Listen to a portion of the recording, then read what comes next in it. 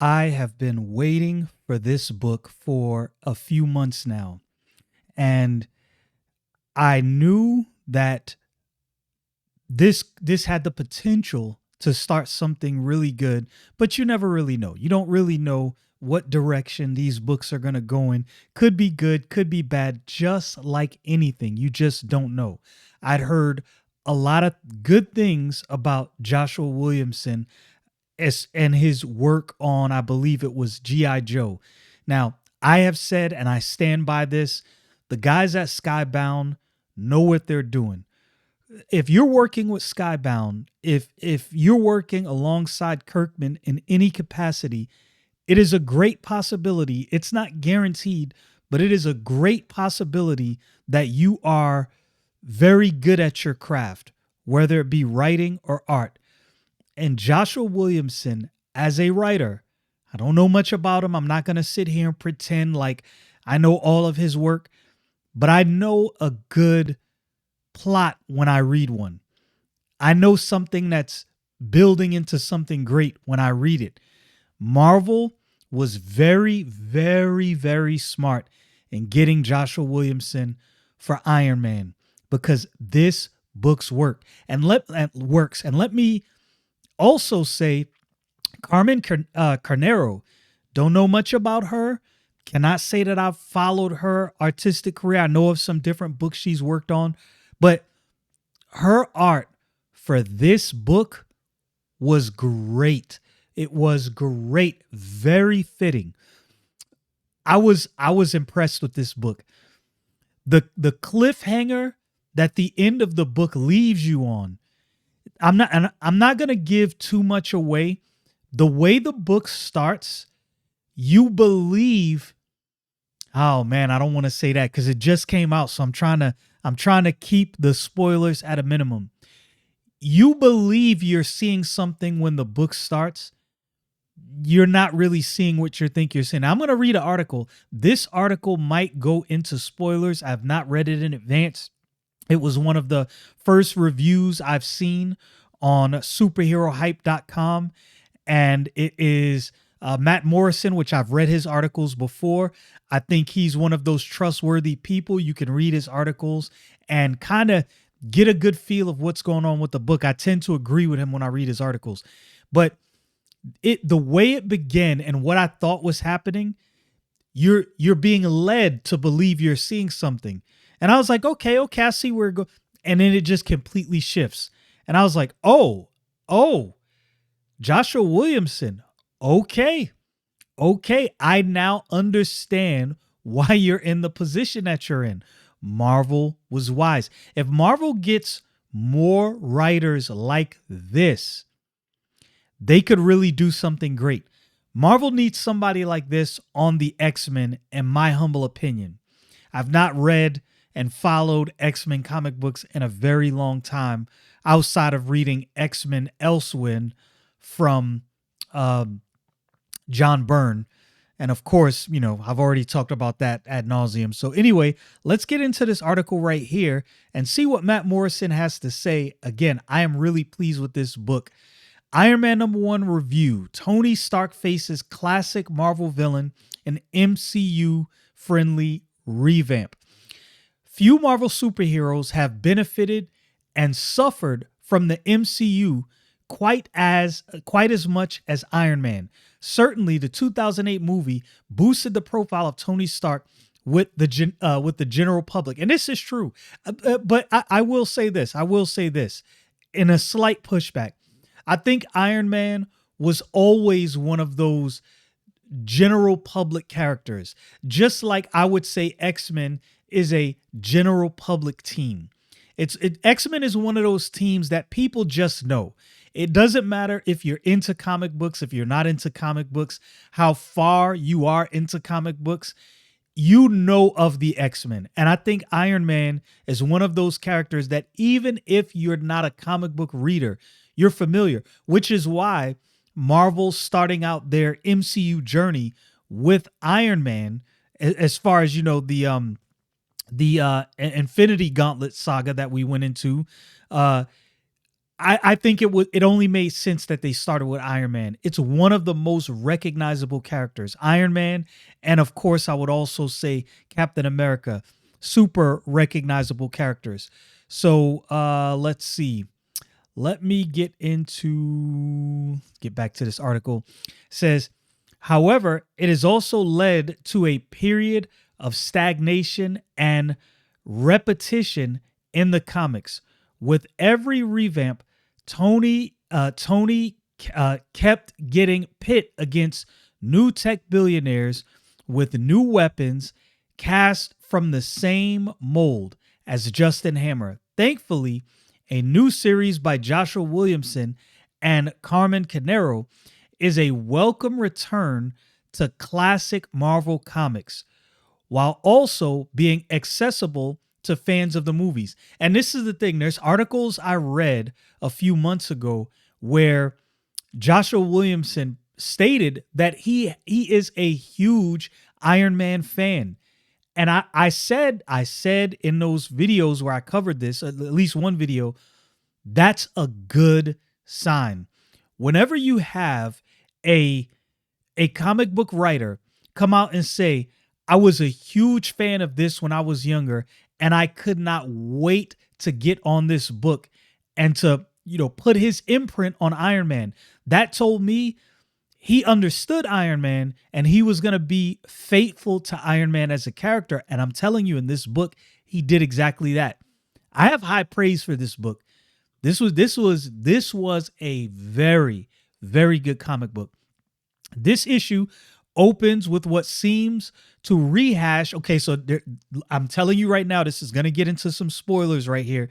If you haven't read the book yet, do not watch this video until you read the book if you don't like spoilers. This is what got me in the beginning of the book right here. And this actually, I didn't mind retelling the origin story because that's what I thought was happening. But Joshua Williamson had something up his sleeve. Good choice, Marvel. Good choice. The issue opens with what seems to be a rehash of history that even casual fans know well. And this was like a bait and switch. I was like, they got me. A man in a cave, an iron suit made of scavenged parts, a desperate escape attempt. And this is exactly what you see in the opening scenes. And you think, oh, okay, so we're retelling the origin story. Psych, got you. However, the man is not Tony Stark. He's another scientist kidnapped by Iron Man villain and Tony Stark ex-girlfriend, Madame Masque. Having recently taken over Advanced Idea Mechanics, AIM, Masque is seeking to correct what she sees as the key mistake made by amoral scientific think tank. The wasted years trying to build better weapons than Tony Stark. What they should do, Masque believes, is find the next Tony Stark.